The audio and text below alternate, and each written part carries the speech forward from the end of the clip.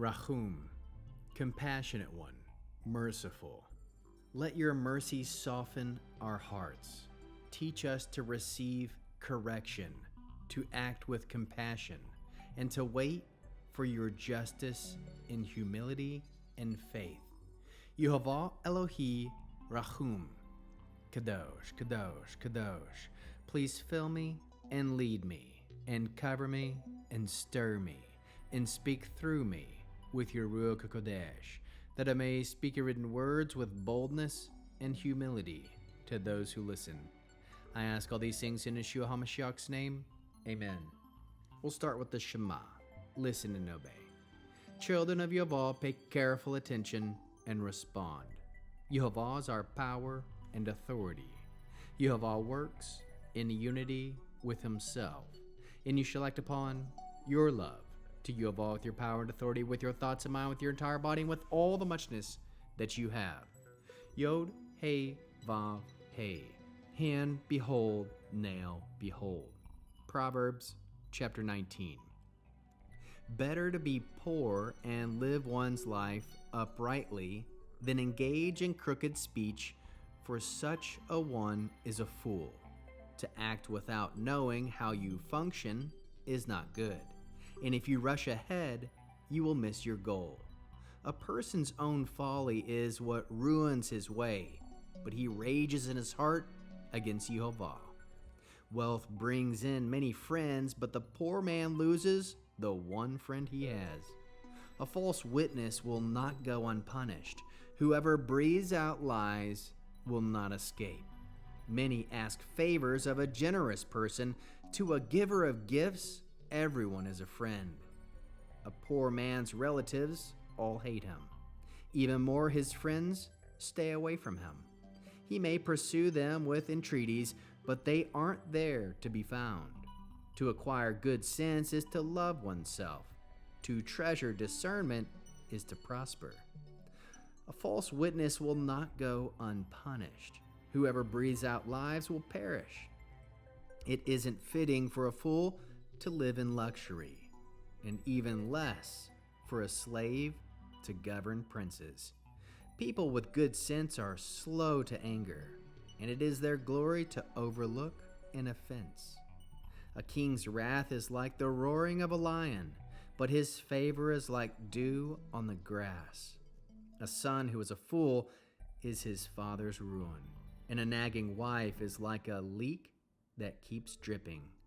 A house and wealth are inherited from ancestors, but a sensible wife is from Yehovah.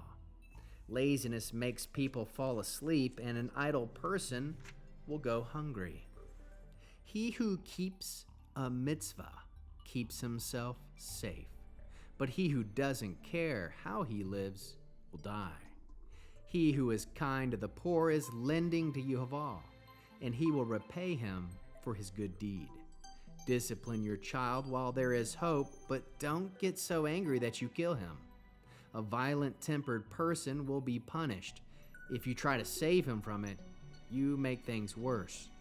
Listen to advice and accept discipline, so that in the end you will be wise.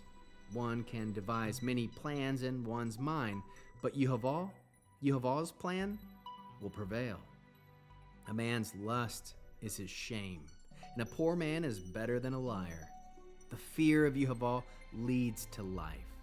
One who has it is satisfied and rests untouched by evil. The lazy person buries his hand in the dish, but doesn't even bother to bring it to his mouth. If you strike a scorner, the simple will learn to act wisely. If you reprove the intelligent, he will understand what you mean. One who mistreats his father and evicts his mother is a son who brings them shame and disgrace. My son, if you stop heeding discipline, you will stray from the principles of Yehovah.